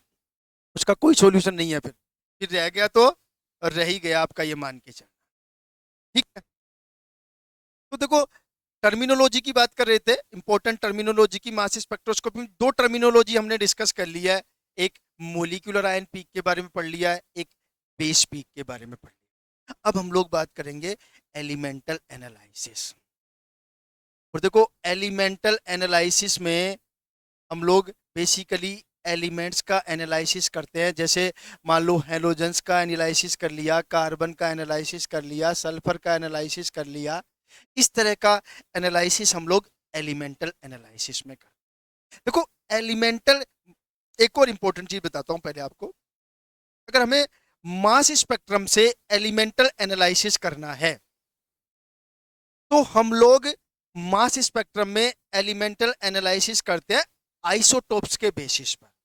और अगर आइसोटोप्स के बेसिस पर एलिमेंटल एनालिसिस करना है तो उन आइसोटोप्स की रिलेटिव अबंडेंस, वहां पे रिलेटिव अबंडेंस का मतलब ये है कि वो नेचर में कितना परसेंट पाया जाता है, वो हमें पता होना चाहिए। तो देखो, एलिमेंटल एनालिसिस हम लोग स्टार्ट करें इससे पहले आप लोगों को नेचर में इन एलिमेंट्स की रिलेटिव अबंडेंस का पता होना चाहिए। तो यहां पे हम लोग देखो सबसे पहले बात करते हैं नेचर में इन एलिमेंट्स के रिलेटिव अबंडेंस की।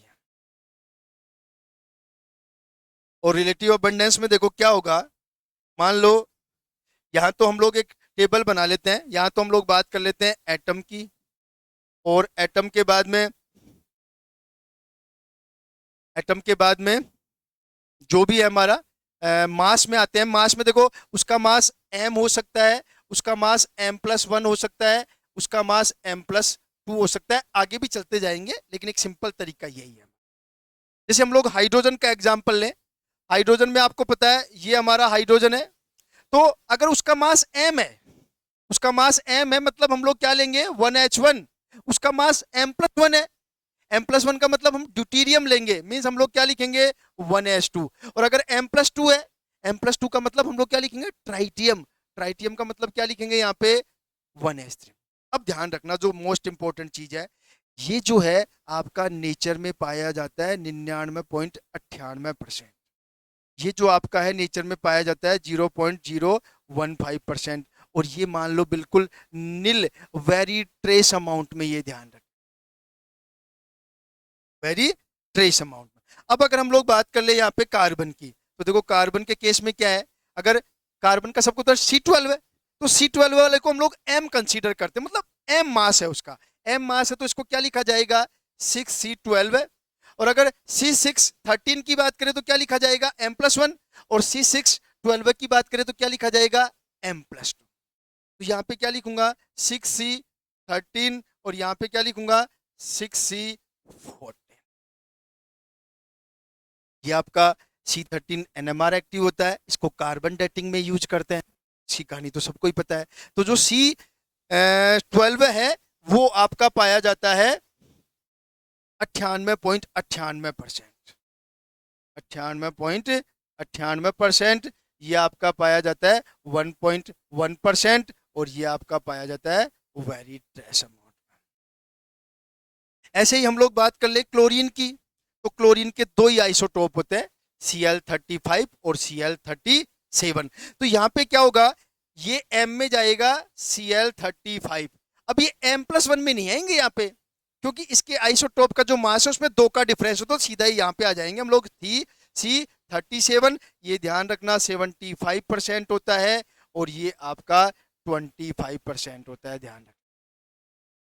ऐसे ही अगर हम लोग ब्रोमीन की बात कर लें, तो ब्रोमीन में भी 2 ही आइसोटोप होते हैं, एक Br79 और एक Br81। क्योंकि देखो सीधा M से M+2 में आ गए हम लोग, क्लोरीन और ब्रोमीन में हम लोग M+1 में नहीं गए। क्यों नहीं गए, क्योंकि उसके 2 ही आइसोटोप होते हैं, उनके दोनों आइसोटोप का जो मास नंबर है उसमें 2 का डिफरेंस रहता है। तो यहाँ पे देखना इसका ये कितना पाया जाता है 50%, और ये भी कितना पाया जाता है 50%, ये दोनों। तो देखो हम लोग एलिमेंटल, ऐसे ही मैं सल्फर का बता दूंगा, सल्फर का भी कुछ 94.5 समथिंग कुछ होता है, मैं देख के बता दूंगा एक बार आप लोगों को, जस्ट 1 मिनट। सल्फर का भी डिस्कस कर लेते हैं हम लोग। सल्फर का होता है, सल्फर में देखो 2 होते हैं, S32 S34, और ये आपका होता है 95.6%, और वो आपको पता ही है, फिर ये आपका हो जाएगा 4.4%। देखो अगर, अब देखो कैसे पता लगाएंगे वो तो मैं आपको आगे बताऊंगा, लेकिन ये चीज बड़ी इंपॉर्टेंट है हमारे लिए कि जब हम लोग अगर एलिमेंटल का एनालिसिस करना चाहते हैं मास स्पेक्ट्रम के थ्रू, तो इनकी नेचर में ये जो आइसोटोप है इनके, इनकी रिलेटिव अबंडेंस का हमें पता होना चाहिए। कैसे पता होना चाहिए, यूज क्या है वो मैं बता दूंगा आप लोगों को, अभी एक बार समझ लो आप लोग, बस ये चीज आपको हमेशा ध्यान रखनी है।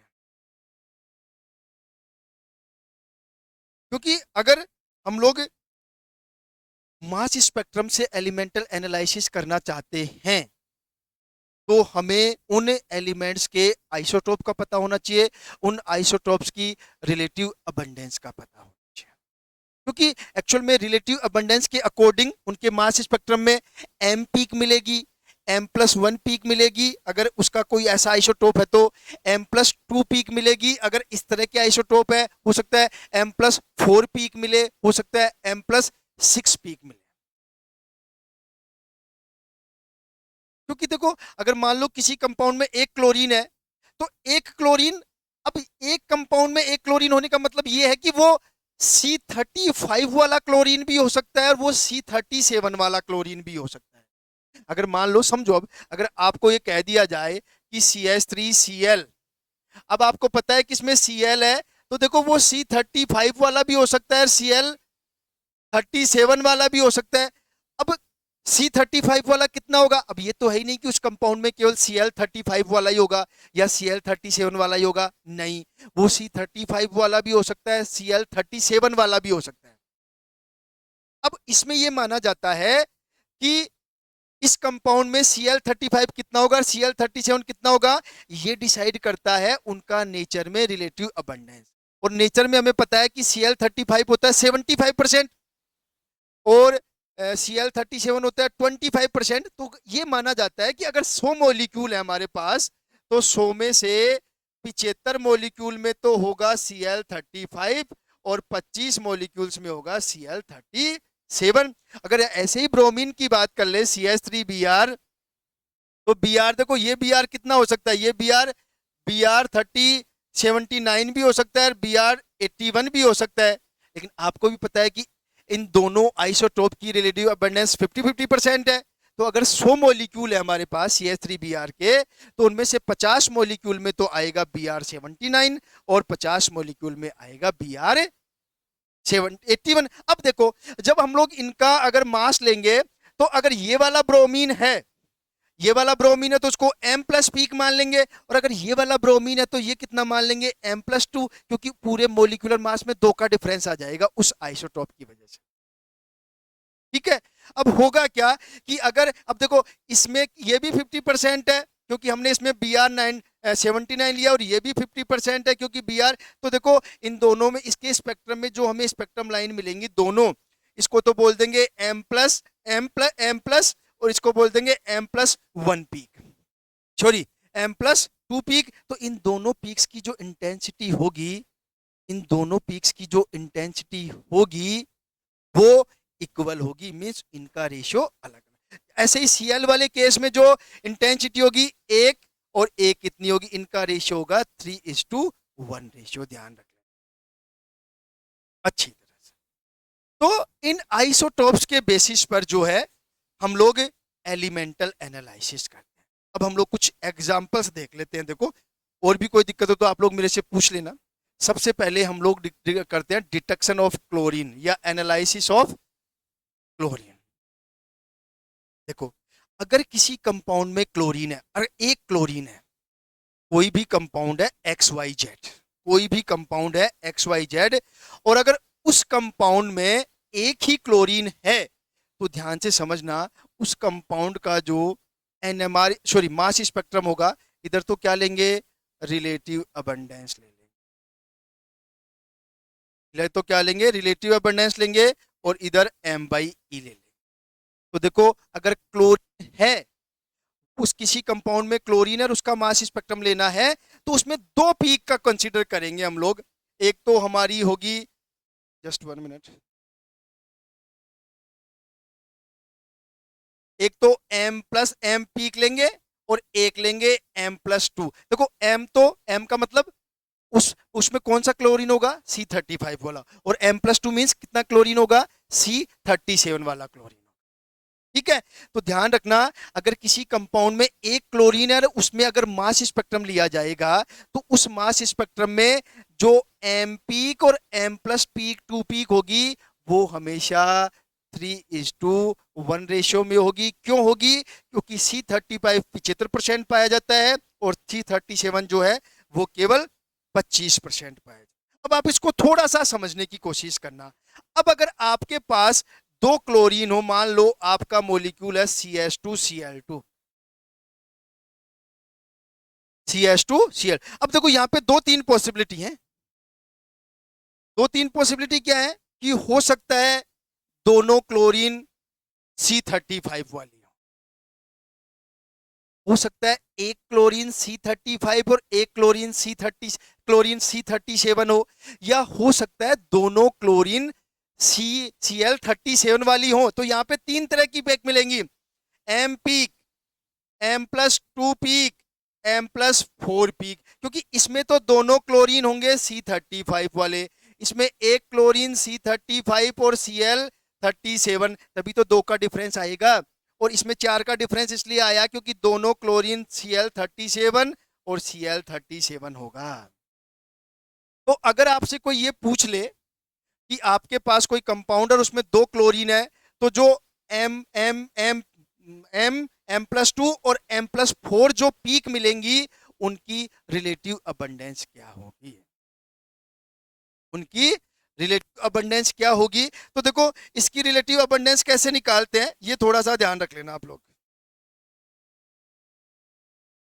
इनकी रिलेटिव अबंडेंस हम लोग कैसे कैलकुलेट करेंगे, ये आप लोग ध्यान रखें। देखो ऐसे ही, देखो ब्रोमीन, ब्रोमीन का मैं बताऊंगा, पहले यहां पे समझ लो। तो यहां पे देखो हम लोग एक फॉर्मूला यूज करते हैं सिंपल सा। अगर तीन क्लोरीन है आपके, सॉरी दो क्लोरीन है, तो देखो A+B और इसकी पावर N, और N बराबर है नंबर ऑफ क्लोरीन एटम। तो देखो इस फॉर्मूले को हम लोग क्या लिख सकते हैं, A+B का होल स्क्वायर। तो इसको क्या लिखते हैं, देखो A² प्लस 2AB+B का होल स्क्वायर। ए देखो ए यहाँ पे है Cl35 और B यहाँ पे है Cl37। ये कितना है 3 और ये 1, 75 और 25% के रेशियो में होता है। तो एक की जगह तो हम लोग 3 रख देंगे, तो 3 का स्क्वायर प्लस 2 इंटू ये 3 इंटू 1 प्लस 1 का होल स्क्वायर। यहाँ पे ए और बी हमने उनके रिलेटिव अबंडेंस को कंसीडर कर लिया है, और रिलेटिव अबंडेंस को कंसीडर कर लिया है। तो देखो 9 और यहाँ पे 6 और यहाँ पे 1। तो ध्यान रखना कि अगर आपके पास कोई कंपाउंड है और उसमें दो क्लोरीन है, तो उस कंपाउंड का जो मास स्पेक्ट्रम होगा, उसमें जो M+2 और M+4 पीक मिलेगी, उनकी रिलेटिव अबंडेंस का रेशियो होगा 9, 6 और 1। ये ध्यान रख लेना भाई अच्छी तरह से, 9, 6 और 1, 9, 6 और 1, ये अच्छी तरह से समझ लो। ऐसे ही अगर हम लोग देखो तीन क्लोरीन वाला एग्जांपल ले लें, कितने क्लोरीन वाला एग्जांपल ले लें हम लोग, तीन क्लोरीन वाला एग्जांपल ले लें। आपसे कोई कह दे कि एक कंपाउंड है भाई साहब, उसमें तीन क्लोरीन है, और तीन क्लोरीन होंगे, तो देखो क्या पॉसिबिलिटी बनेगी, वो भी आप लोगों को पहले पता होना चाहिए। अगर तीन क्लोरीन है तो आपके पास क्या पॉसिबिलिटी बनेगी, वहां चार तरह की पीक मिलेंगी आपको, एक M+2, M+4, M+6। और इन अगर तीन क्लोरीन है किसी कंपाउंड में, तीन क्लोरीन एटम है किसी कंपाउंड में, और उसका मास स्पेक्ट्रम लेना है, तो हमें चार तरह की पीक मिलेंगी, एक M पीक मिलेगी, एक M+2, एक M+4, एक M+6। अब आपसे ये पूछा जाता है, नेट में बहुत बार ये क्वेश्चन पूछा जाता है कि इनकी रिलेटिव अबंडेंस का ऑर्डर क्या होगा, इनकी रिलेटिव अबंडेंस का ऑर्डर क्या होगा। तो देखो वहां पे हमने जो फॉर्मूला यूज किया था, यहाँ पे हम लोग एक दूसरा फॉर्मूला यूज करते हैं, A+B और इसका स्क्वायर N, यही तो किया था। यहाँ पे N बराबर कितना हो जाएगा, 3 हो जाएगा। अब देखो 3 हो जाएगा, तो वही क्लोरीन के केस में A बराबर 3 और B बराबर 1, क्योंकि उनका जो नेचर में रिलेटिव अबंडेंस का ऑर्डर है वो कितना है, 3:1। तो देखो अगर इसको हम लोग ओपन करें, तो इसको क्या लिखा जाता है, A³ प्लस, क्या लिखा जाता है, A³ plus 3A² B plus 3B² A plus B³। अब देखो B³ है, तो एक की जगह तो 3 रखेंगे, तो 3 का क्यूब प्लस 3 इंटू 3 का स्क्वायर इंटू 1 प्लस 3 इंटू 1 का स्क्वायर इंटू, एक की जगह 3 रखेंगे प्लस 1 का होल स्क्वायर। यहाँ से देखो, ये तो आपका 27 हो गया है, ये आपका फिर 27 हो गया है, ये आपका 9 हो गया है, आपका 1 हो गया है। तो ध्यान रखना, ये जो पीक्स हमें मिलेंगी 3 क्लोरीन वाले कंपाउंड में, इनका रेशो होगा 27:27:9:1। ये ध्यान रख लेना भाई अच्छी तरह से, दिस इज वेरी इंपॉर्टेंट। देखो, तो एक क्लोरीन होगा तो जो M प्लस और M प्लस टू पीक होगी उनका रेशियो क्या होगा, 3:1। दो क्लोरीन होंगे तो M+2 M+4, ठीक है, 1:2:2:1 रेशियो हो जाएगा, 9:6:1:1। देखो अभी मैं लिखवा दूंगा। और अगर 3 क्लोरीन है तो 4 पीक मिलेंगी, M+2 M+4 M+6, और इनका रेशियो होगा 27:27:9 और 1। देखो ऐसे की ऐसे ही हम लोग बात कर लेते हैं ब्रोमीन की। देखो अगर ऐसे ही डिडक्शन कर ले हम लोग किसका, ब्रोमीन का। अगर देखो एक ही ब्रोमीन एटम है, एक ब्रोमीन है मान लो किसी कंपाउंड में, तो आपको भी मैंने बताया था अगर एक ब्रोमीन है तो जो M और M+2 पीक मिलेगी उनका रेशियो हो जाएगा 1:1। और अगर दो ब्रोमीन है तो देखो सेम फॉर्मूला अप्लाई कर देना आप, A+B का होल स्क्वायर। यहाँ पे देखो क्योंकि दोनों बी आर 50-50% है, तो यहाँ पे ए और बी दोनों एक हो जाएंगे। तो ध्यान रखना अगर दो बी आर है तो 3 पीक मिलेंगी आपकी, M+2 और M+4, और इनका रेशियो होगा 1:2:1। और अगर 3 बी आर है तो वही आपके 4 पीक मिलेंगी, M+2 M+4 और M+6। और यहाँ पे जो रेशियो होगा चारों पीक्स का वो हो जाएगा 1:3:3:1। ये ध्यान रख लेना भाई आप लोग अच्छी तरह से, यहां से क्वेश्चन पूछा जाता है कई बार, नेट में और गेट में भी क्वेश्चन पूछा गया है। और अब तो आरपीएससी ने भी देखो अपना स्टैंडर्ड बढ़ा दिया है, तो यहां से क्वेश्चन आ सकता है। कैसे निकालते हैं तरीका मैंने बता दिया है, बस कुछ चीजें आप लोग ध्यान रख लेना, मैं वो शॉर्ट में बता देता हूं आप लोगों को। कि अगर आपके पास कोई भी कंपाउंड है और वो आपसे कोई उसमें मास स्पेक्ट्रम के थ्रू एलिमेंटल एनालिसिस करवाना चाह रहा है, तो आपको क्या करना है, ध्यान रखना। अगर आपके पास अगर एक ही क्लोरीन एटम है, दो क्लोरीन एटम है और 3 क्लोरीन, तो इनका तो मैंने बता दिया। देखो इसका मैंने बता दिया, इसमें 2 ही पीक मिलेगी, M और M+2, और उनका रेशियो होगा 3:1 रेशियो। इसमें आपको 3 पीक मिलेगी, M+2 M+4, और उनका जो रेशियो होगा वो 9:6:1 रेशियो। और अगर 3 क्लोरीन है तो 4 पीक मिलेंगी, M+2 M+4 M+6, और उनका जो रेशियो होगा वो 27:27:9:1। सेम केस में आपको ब्रोमीन का करना है। अगर एक ब्रोमीन है, 2 ब्रोमीन है और 3 ब्रोमीन है, और आपको पता है इनमें मैंने पहले ही बता दिए सारी चीजें। इसमें 2 पीक M+2, उनका रेशियो 1:1। इसमें 3 पीक M+2 M+4, उनका रेशियो 1:2:1 रेशियो। और अगर 3 ब्रोमीन है तो 4 पीक मिलेंगी, M+2 M+4 M+6, और उनका जो रेशियो होगा वो होगा 1:3:3:1। अब थोड़ा सा ध्यान रख लेना कुछ, अगर जस्ट 1 मिनट, अगर आपको कोई ये कह दे कि तो एक तो क्लोरीन है और एक ब्रोमीन है, एक तो क्लोरीन है और एक ब्रोमीन है, ध्यान रख लेना भाई। एक तो क्या है आपका, क्लोरीन है, एक ब्रोमीन है, तो आपको 3 पीक मिलेंगे, M+2 M+4, और उनका रेशियो जरूर ध्यान रख लेना 3:4:1 रेशियो, ध्यान रख लेना भाई। दूसरा केस क्या हो सकता है आपका, 2 क्लोरीन हो और एक ब्रोमीन हो, ध्यान से समझ लेना भाई अच्छी तरह से। 2 क्लोरीन और एक ब्रोमीन, यहाँ पे आपको 4 पीक मिलेगी, M+2 M+4 M+6, और इन चारों पीक्स का जो रेशियो है वो हो जाएगा 9:15:7:1। ध्यान रख लो भाई अच्छी तरह से, ये याद कर लेना भाई चीजें। देखो वहां मैथमेटिक्स लगाते मत घूमना आप लोग कहीं एग्जाम में कि सर मैथमेटिक्स लगा रहे थे हम लोग। और अगर एक पॉसिबिलिटी और है, एक क्लोरीन एंड 2 ब्रोमीन हो, एक क्लोरीन और 2 ब्रोमीन हो, तो यहां पर भी आपको 4 तरह की पीक मिलेंगी, M+2 M+4, और M+6, और इनका जो रेशियो होगा आपका वो होगा 3:7:5:1 रेशियो। ये समझ लो भैया आप लोग अच्छी तरह से, आज की क्लास की सबसे इंपॉर्टेंट चीजें हैं ये, और यहां से आपको सीधा सीधा क्वेश्चन मिलता है एग्जाम में, ध्यान रखना।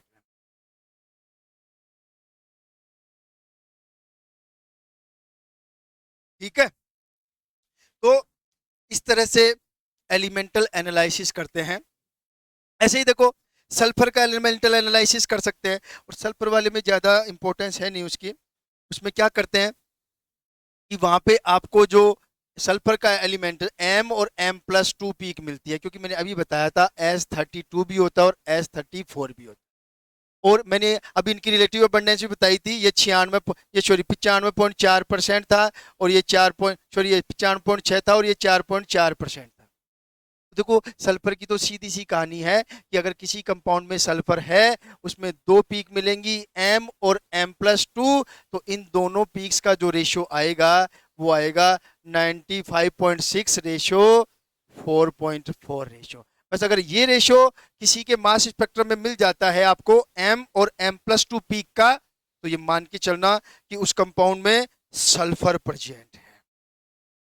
क्या प्रेजेंट है उस कंपाउंड में? Sulphur present. तो देखो क्लोरीन का डिडक्शन हो गया है, ब्रोमीन का देखो, ब्रोमीन का पता चल गया है, ब्रोमीन का एनालिसिस हो गया है। एक हम लोग कर लेते हैं आयोडीन का एनालिसिस, डिडक्शन ऑफ आयोडीन,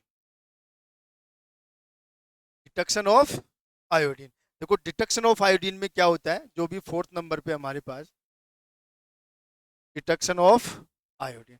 देखो आयोडीन का जो मास नंबर होता है वो 127 होता है, ध्यान रख लेना। क्या होता है? 120।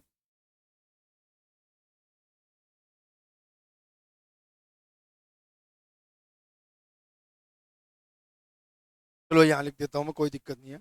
आयोडीन का जो मास नंबर होता है, आयोडीन का जो मास नंबर होता है वो 127। तो ध्यान रखना, अगर आपको किसी भी कंपाउंड के मास स्पेक्ट्रम में, अगर आपको किसी भी कंपाउंड में मास स्पेक्ट्रम में M और M-127 का पीक मिलता है, कौन सा पीक मिलता है?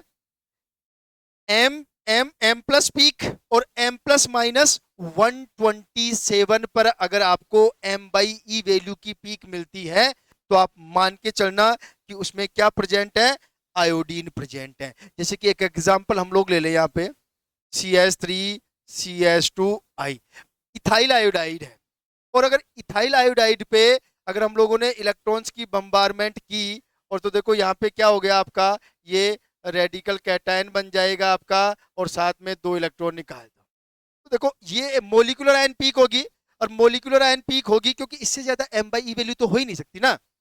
तो इसकी अगर मोलिकुलर आयन पीक की बात करें, तो इसकी M/E की वैल्यू होती है 156। अब अगर सपोज इसका फ्रेगमेंटेशन हो, अब ध्यान से समझो एक बार, देखो अब धीरे धीरे चीजें समझ में आ जाएंगी जितना हम लोग पढ़ रहे हैं उसके अकॉर्डिंग। यहाँ पे फ्री रेडिकल, अब इसमें से अगर -I कर दें, आयोडीन को अगर हम लोग निकाल दें, -I हो गया, तो आपका क्या बचेगा? CH3CH2 cation. और अगर इसमें से भी अगर हम लोग CH2 को निकाल दे, अगर इसमें से भी हम लोग CH2 को निकाल दिया, CH3 को निकाल दो, या तो एक ही बात है, ये निकाल दिया, तो आपका क्या बच गया? CH3 positive. तो देखो इसकी M/V वैल्यू 156, और यहां से इसकी M/E वैल्यू कितनी होगी? अब सीधा सा कंसेप्ट है, 156 में से आयोडीन का मास नंबर निकाल देंगे 127, तो 127 गए तो कितने बचे भाई यहाँ पे? 156 माइनस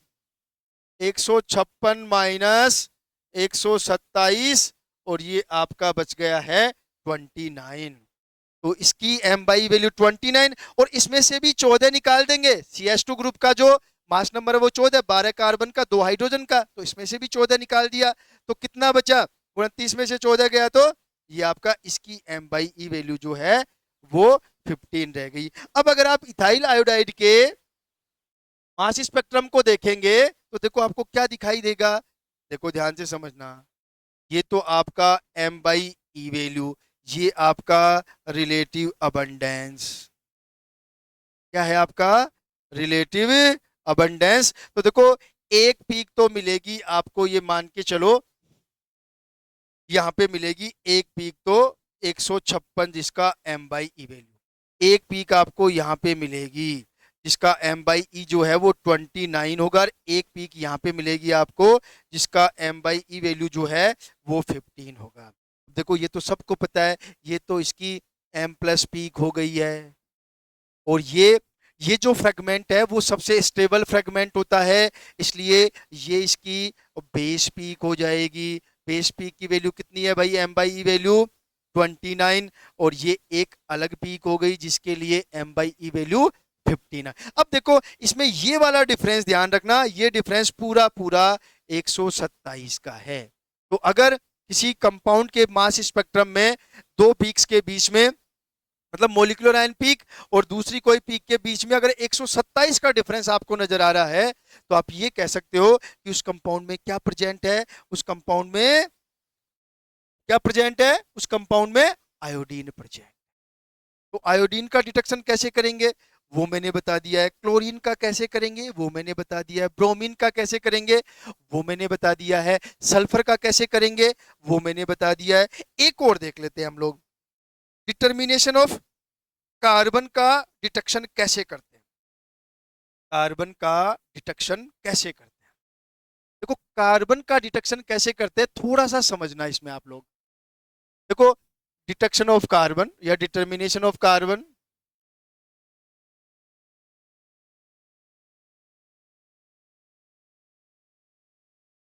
डिटेक्शन ऑफ कार्बन, देखो आप लोग समझना एक बार। अभी मैंने आपको बताया कि कार्बन C12 है, ठीक है, और C13, इन दोनों का केस लेंगे। C14 नहीं लेते हैं क्योंकि वो बहुत ट्रेस अमाउंट में पाया जाता है। अब आप सबको पता है कि जो C12 है हमारा, वो हमारा होता है 98.9%, और ये हमारा होता है 1.1%। ये रिलेटिव अबंडेंस है नेचर में। अब होगा क्या, देखो कि अगर आपके पास कोई कंपाउंडर एक ही कार्बन है, अगर एक ही कार्बन है उस कंपाउंड में आपके पास, तो उसमें जो m और m प्लस पीक होगी, ध्यान रखना m, और ये मान लो m, ये m और ये m प्लस पीक है, तो इन दोनों पीक्स का जो रेशियो होगा, मैं यहां पे लिख रहा हूं m और m प्लस पीक्स का जो रेशियो होगा वो कितना हो जाएगा, सीधी सीधी गणित है 98.9 और 1.1। मतलब हम लोग ये कह सकते हैं कि 99:1 रेशियो में हमें मास स्पेक्ट्रम मिलेगा। और कौन सी पीक का रेशियो होगा ये, m और m प्लस वन, m और m प्लस वन। अब देखो यहां पे सबसे इंपॉर्टेंट चीज जो है कि अगर आपके पास कोई कंपाउंड है और उन कंपाउंड्स में जैसे जैसे नंबर ऑफ कार्बन्स इंक्रीज होंगे, नंबर ऑफ कार्बन्स इंक्रीज होंगे, इस m प्लस वन पीक की रिलेटिव अबंडेंस भी इंक्रीज हो जाएगी। क्योंकि उस रिलेटिव अबंडेंस इंक्रीज इसलिए हो जाएगी क्योंकि जैसे जैसे नंबर ऑफ कार्बन्स बढ़ेंगे, जैसे जैसे नंबर ऑफ कार्बन्स बढ़ेंगे, ओवरऑल मिलाकर के C13 का रेशियो बढ़ जाएगा।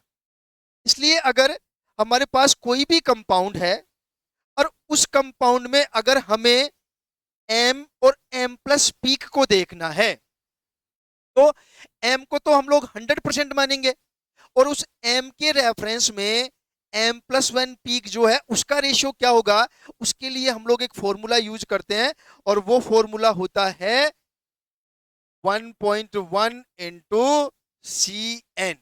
और CN क्या है, यहां पे N क्या है, नंबर ऑफ कार्बन एटम्स। ध्यान रख लेना भाई अच्छी तरह से। इसका मतलब क्या है, ध्यान से समझना, कि अगर सपोज आपके पास कोई कंपाउंड है और उसमें 60 कार्बन है, कितने कार्बन है, 60 कार्बन है, तो देखो सपोज आपके पास C16 है जो फुलरिन है, अगर उसमें हम लोग m और m प्लस पीक का रेशियो देखे रिलेटिव अबंडेंस का, तो क्या होगा, तो देखो ये तो 100% है हमारा, ये तो शुरू से। अब इसके रेफरेंस में ये कितना होगा, तो इसके लिए ये फॉर्मूला यूज करेंगे, तो 1.1 इंटू 60, और ये लगभग कितना आ जाएगा 66%। तो ध्यान रखना, अगर C16 है आपके पास, उसमें जो M और M+1 पीक है उनका रेशियो आएगा, ये वाला रेशियो रहेगा, ध्यान रखना। अब एक और इंपॉर्टेंट, अगर आपके पास C100 है, अगर आपके पास 100 कार्बन हो गए हैं, तो देखो ये तो आपकी 100%, ये तो आपकी 100%, और ये कितनी, एक तरह से 1 × 100, वैसे मोटा मोटा ही थोड़ा सा कम होता है तो इसको हम लोग 100 ही मानते हैं, तो ये भी 100। तो ध्यान रखना, अगर आपके पास कोई 100 कार्बन का कंपाउंड है और उसमें आपको ये कहा जाए कि इसमें M और M+1 पीक का रिलेटिव अबंडेंस का रेशियो बताओ, तो आप कितना करके आओगे, 1:1 रेशियो। ये बड़ी इंपॉर्टेंट है, ध्यान रख लेना, ये चीजें बड़ी इंपॉर्टेंट है, आपको ध्यान रखना है अच्छी तरह से। सी 10 कार्बन होंगे तो क्या होगा रेशियो 10 कार्बन का, आप देख लो, 100 × 10% हो जाएगा, 100 × 10% हो जाएगा। बस ये ध्यान रखना है। अगर आपके 5 कार्बन है तो 20:5 रेशियो हो जाएगा। वो आप कोशिश करके देखना, देखो सारी चीजों, बट ये फॉर्मूला ध्यान रखना भाई, आपको जो कोई भी कंपाउंड है उसमें जो कार्बन वाले में जो एम पीक आएगी, M+ पीक, वो तो 100% है, लेकिन उसके रेफरेंस में M+1 पीक का रेशियो कितना होगा, उसके लिए हम लोग फॉर्मूला यूज करते हैं 1.1 × CN। CN का मतलब नंबर ऑफ कार्बन एटम। तो एक तो 100%, और जितने कार्बन है उसको 1.1 से मल्टीप्लाई कर दो, वो M+1 पीक का रेशियो हो जाए। ठीक है भाई, तो ये आपका हो गया है, कार्बन का डिटेक्शन हो गया, सल्फर का डिटेक्शन हो गया। बस एक और इंपॉर्टेंट चीज हम लोग पढ़ लेते हैं, फिर आपका ये एक बेसिक पार्ट खत्म हो जाएगा। फिर हमारा एक पार्ट रहेगा मेथड ऑफ फ्रेगमेंटेशन, और मेथड ऑफ फ्रेगमेंटेशन के बाद हम लोग 1 बाय 1 एक एक फंक्शनल ग्रुप को लेकर के उसका मास स्पेक्ट्रम डिस्कस करें। देखो नाइट्रोजन रूल, देखो कुछ नहीं है नाइट्रोजन रूल, बस सीधा सा ध्यान रख लेना, अगर किसी कंपाउंड में, अगर आपकी जो M+ पीक है, मोलिकुलर आयन पीक है, अगर उसका M/E वैल्यू ओड नंबर में है, किस नंबर में है, ओड नंबर में है, तो ध्यान रखना उस कंपाउंड में नाइट्रोजन प्रेजेंट होगा, और 100% ओड नंबर में प्रेजेंट होगा, ध्यान रख लेना। और अगर आपके पास किसी कंपाउंड की M+ पीक का M/E वैल्यू इवन नंबर में है, ध्यान रख लेना, किस में है, इवन नंबर में है, तो ध्यान रख लेना उस कंपाउंड में नाइट्रोजन एब्सेंट भी हो सकता है और नाइट्रोजन प्रेजेंट भी हो सकता है, बट अगर प्रेजेंट होगा तो हमेशा इवन नंबर में प्रेजेंट होगा। बस यही नाइट्रोजन रूल है, और कुछ भी नहीं है नाइट्रोजन रूल। अगर किसी कंपाउंड की मोलिकुलर आयन पीक का M/E वैल्यू अगर इवन है तो उस कंपाउंड में 100% नाइट्रोजन होगा और इवन नंबर में होगा। लेकिन अगर जो M+ पीक है, मोलिकुलर आयन पीक है, उसकी M/E वैल्यू अगर ओड नंबर में, सॉरी इवन नंबर में है, तो वहां पे नाइट्रोजन एब्सेंट भी हो सकता है, प्रेजेंट भी हो सकता है, लेकिन प्रेजेंट होगा तो हमेशा इवन नंबर में होगा। अब देखो कुछ एग्जांपल्स के थ्रू हम लोग इसको समझ सकते हैं। जैसे देखो नाइट्रोबेंजीन की अगर हम लोग बात करते हैं, और नाइट्रोजन बेंजीन के लिए अगर हम लोग देखें, इसकी जो मोलिकुलर आयन पीक आती है नाइट्रोबेंजीन के लिए, वो M/V, ये मोलिकुलर आयन पीक की कहानी है, ध्यान रख लेना। 123 ओड है, ओड है तो ओड नंबर में ही कार्बन होगा, तो सॉरी ओड नंबर में ही नाइट्रोजन होगा, तो देखो एक नाइट्रोजन है, एक भी ओड है। अगर आप अमोनिया से ही ले लो, अमोनिया का कितना है भाई, M/E वैल्यू देखी जाए तो 15 मतलब ओड, ओड का मतलब एक कार्बन। ऑर्थो पैरा नाइट्रोजन की बात करें, ऑर्थो पैरा नाइट्रोजन की बात करें अगर हम लोग,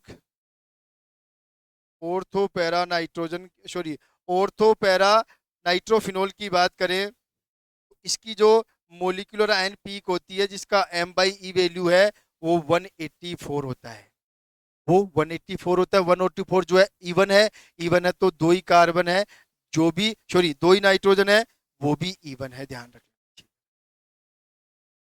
ठीक है। अगर पिरियडिन की बात करें हम लोग, पिरियडिन की बात करें तो ये पिरियडिन, पिरियडिन की जो मोलिकुलर आयन पीक है वो आती है 79 पे, और 79 जो है वो ओड है, और अगर ओड है तो एक ही नाइट्रोजन है, एक को भी ओड ही रिप्रेजेंट करते हैं। इसके अलावा बहुत सारे एग्जाम्पल्स हैं, देखो आप किसी भी एग्जाम्पल पे अप्लाई करके देख लेना। अगर हम लोग इस वाले कंपाउंड की बात करें, डाइजीन टाइप के, जस्ट 1 मिनट,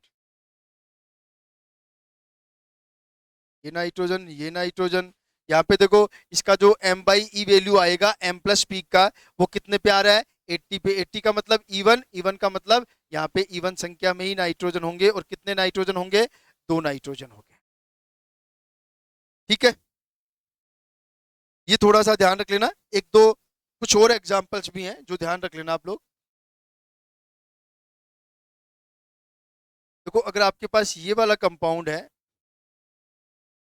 CaCl, देखो इसका अगर m बाई ई देखे ना, तो इसका m बाई ई जो है वो 100 होता है, लेकिन ये इसकी मोलिकुलर आयन पीक नहीं होती है। इसकी मोलिकुलर आयन पीक एक तरह से एक प्रोटॉन निकलने के बाद होती है, तो इसकी जो m प्लस पीक है उसका m बाई ई वैल्यू जो होता है वो 99 होता है, और 99 का मतलब जो है हमारा ओड, और ओड होने की वजह से पता है एक ही नाइट्रोजन है, वो भी ओड नंबर में। ये थोड़ा सा ध्यान रखना।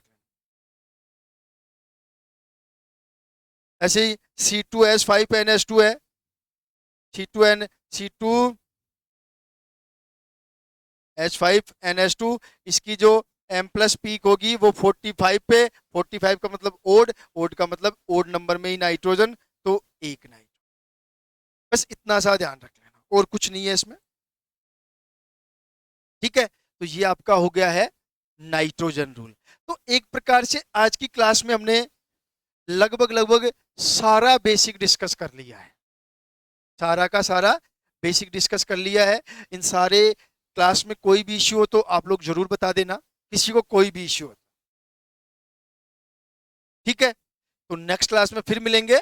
एक क्लास हमारी छोटी होगी जिसमें हम लोग पढ़ेंगे फ्रेगमेंटेशन मेथड्स, और फिर उसके बाद 1 2 3 जितने भी क्लासें होंगी उसमें हम लोग एक एक फंक्शनल ग्रुप को लेकर के उसका मास स्पेक्ट्रम पढ़ेंगे कि एल्केन का मास स्पेक्ट्रम किस तरह से मिलता है, कितनी m बाई ई वैल्यू पे बेस पीक आएगी, कितने पे उसका मोलिकुलर आयन पीक आएगा, फिर एल्कोहल्स के लिए, फिर एल्डिहाइड और कीटोन के लिए, फिर कार्बोक्सिलिक एसिड के लिए, एरोमेटिक कंपाउंड्स के लिए, एक बार सारे फंक्शनल ग्रुप्स के लिए हम लोग मास स्पेक्ट्रम डिस्कस करें।